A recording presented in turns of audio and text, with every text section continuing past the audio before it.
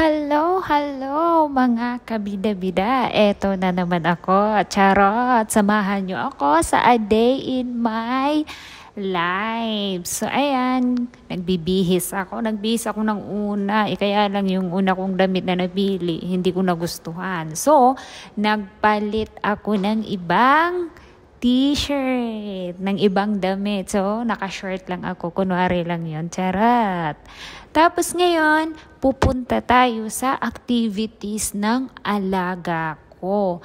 So, sumakay kami ng taxi, papunta doon sa activities niya. At saka nag-ano pa nga ako ng inhaler kasi masakit ang ulo ko umagang umaga. 8 pa lang yan, mag-8 pa lang yan, nasa taxi na kami.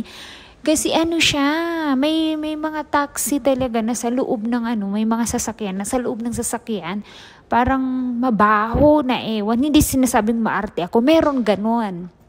Pagkatapos yan, hatid ko yung alaga ko papunta doon sa activities niya. Ayan, nakarating na ako dito sa The Colorful Mind Behavior. Diyan kasi yung activity ng alaga ko. Ang tagal ko siyang aantayin. Ang class niya is 9 hanggang alas 12. So, lumabas muna ako dito kasi ang sakit sa puwet. Kasi nga, ang tagal kong hinaantay siya.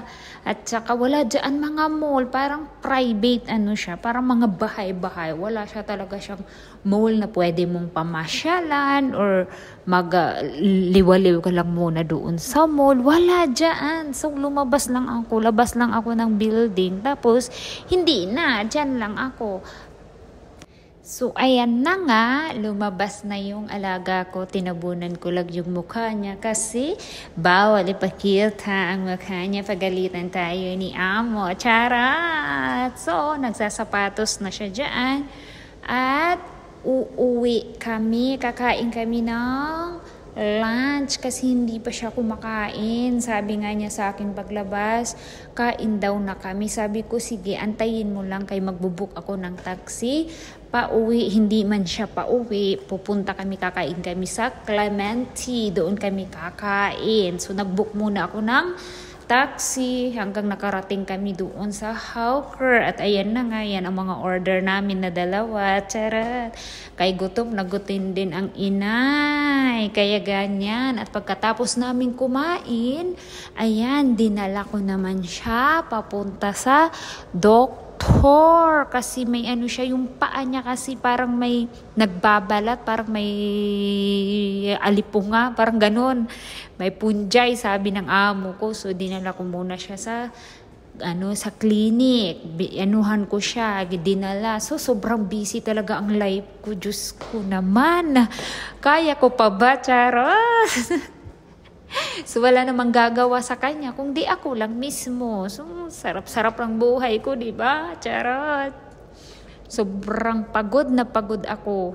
Umaga pa lang, mga 7 pa lang, walis na kami ng bahay.